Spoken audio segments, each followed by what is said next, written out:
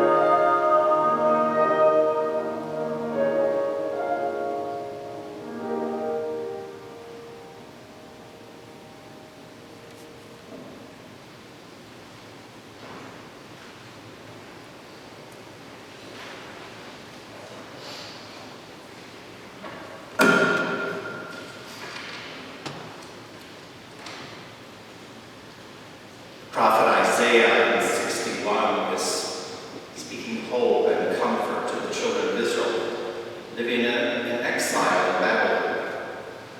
Jerusalem lies in ruins. People have no place to call their own. Most are captive, displaced persons. A day is coming, says the prophet, when there will be a great reversal of fortunes. Live into that. It's no wonder the church lists Isaiah 61 as a reading for funerals and memorial services. Maureen and I shared with each other some days ago a few of those little things that make the tears come back and the grief feel fresh. Mark won't be sending me a Christmas poinsettia this year, she said. Or I thought, Rick and Paul will be going at it at dinner with their endless puns, and I'll be waiting to hear Mark take a whine in his voice. Jack, make them stop. Mark and Rick took turns hosting movie nights at their homes. Now that fantastic framed shot from Brokeback Mountain is going to hang in Rick's house instead of Mark's. I live with trust that as the months go past, the morning will turn to gladness to recall joy, energy of this dear friend. We'll laugh, we'll tell our stories, and we've already started. I want to honor Drew Bell today. He regrets needing to stay home in Utah, recovering from minor outpatient surgery. Drew and Mark met each other in confirmation class when they were 8 years old, and they became friends for the next 50 years. Hiking, camping, and skiing vacations together, including a great trip from Yellowstone after our 2012 Gale Festival in Denver. When Mark's cancer came back so aggressively after his move to Florida, Drew put his own life on hold for 3 months, first there and then here, until Mark's death in June. And for weeks afterward, clearing out that apartment and the one here. I watched Drew finding that mix of patient respect for whatever Mark could do for himself and determined management when the details started becoming too much. Many of you hoped to meet Drew today. He's sorry not to be here. You'll see some wonderful pictures of him and Mark in the video that Michael Smith has created. A precious memory for me, and part of what explains this service, is what Mark went through when he became an Episcopalian. Not easy, coming from a Catholic family and sometimes hearing the messages that there is no other church.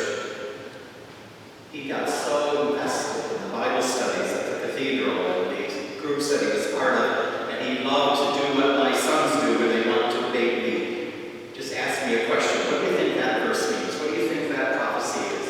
Out comes 3 or 4 sermons. We in Care Corps knew him also as sometimes the stage manager or the general. I sent you an email 2 days ago and some of you haven't responded yet.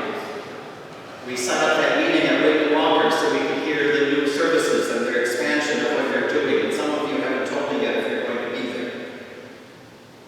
He organized us, he got us busy to do our work. Sometimes gave his own home to people who were in between, who couldn't find a place, or found some creative way to put funds in someone's pocket. Put on those Thanksgiving and Christmas dinners for people who weren't going somewhere else. He was the consummate caregiver, and frankly, not always so good at being taken care of. After the first cancer surgery 6 years ago, he asked Paul to take over Care Corps for a stretch, but he was eager to get back and do it for himself. Some of you who dance remember the alien. Mark suffered from a hernia in the part where the surgery had been, but wanted to continue dancing. For a couple of the shows, he was tied up in duct tape bigger than a drag queen to hold the alien inside so he could dance. He knew how to